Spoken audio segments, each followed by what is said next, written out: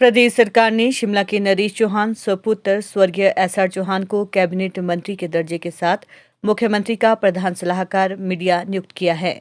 इसके संबंध में मंगलवार को अधिसूचना जारी की गई है। नरेश चौहान ने पदभार संभाल लिया है।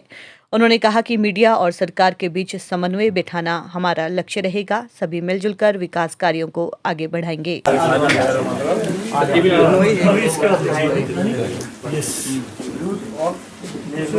और ये रियलिटी है, ये देखिए, आज मैंने कार्यभार संभाला है। आज तक आप जानते हैं कि 20-25 साल से मैं कांग्रेस पार्टी का मीडिया का काम देखता रहा। कई पदों पे रहा, चेयरमैन रहा, स्पोक्सपर्सन रहा, चीफ स्पोक्सपर्सन रहा।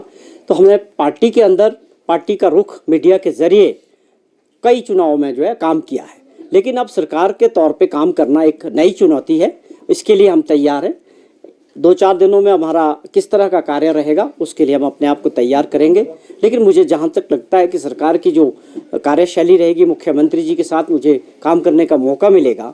मुख्यमंत्री जी का जो मीडिया का कार्य है, जहां भी रहेगा, प्रदेश के अंदर रहे, कहीं भी रहे, और माननीय मुख्यमंत्री जी के साथ मुझे मीडिया के प्रभारी के तौर पर काम करने का मौका मिलेगा। उनकी जो योजनाएँ हैं, जो सोच है, मीडिया के जरिए, आप लोगों के सहयोग के जरिए प्रदेश की जनता के बीच पहुंचाएंगे, मिलके एक टीम वर्क करके। और पब्लिक रिलेशन के डिपार्टमेंट के साथ जो भी हमारी पूरी टीम है हिमाचल प्रदेश में, उन सभी के सहयोग से मैं ये सोचता हूं कि जो हमारे माननीय मुख्यमंत्री जी की जो सोच प्रदेश के प्रति होगी, उसको हम मीडिया के जरिए जो है आम जनता तक पहुँचाएंगे। चौहान साहब, आप देखिए, ये बहुत सौभाग्य की बात है मेरे लिए भी, जिनका मेरा और उनका साथ 1981 से हम साथ रहे हैं।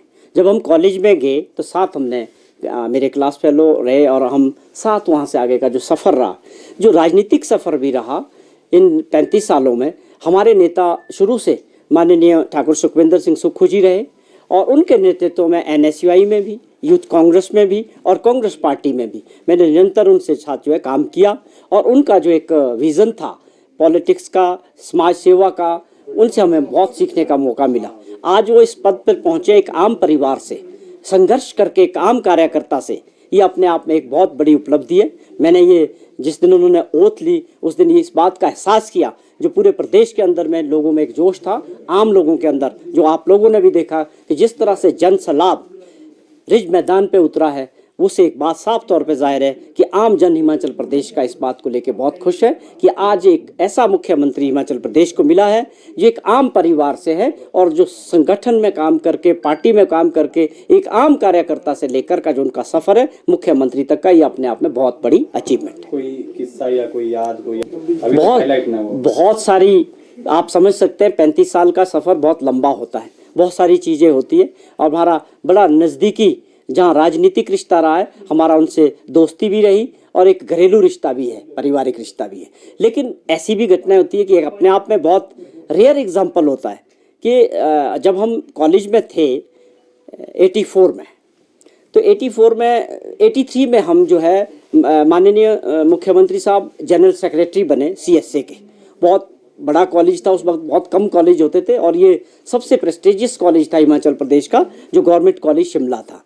तो हमने चुनाव लड़ा CSA का, वो जनरल सेक्रेटरी बने और मैं जॉइंट सेक्रेटरी रहा उनके साथ। उसके बाद आप देखिए कि अगले साल परिस्थितियां बदल गई कि अब पार्टी अध्यक्ष का चुनाव था, प्रेसिडेंट का CSA का, तो हम आमने सामने थे। लेकिन उसमें हमने हार गए और माननीय CM साहब जो है जीत गए।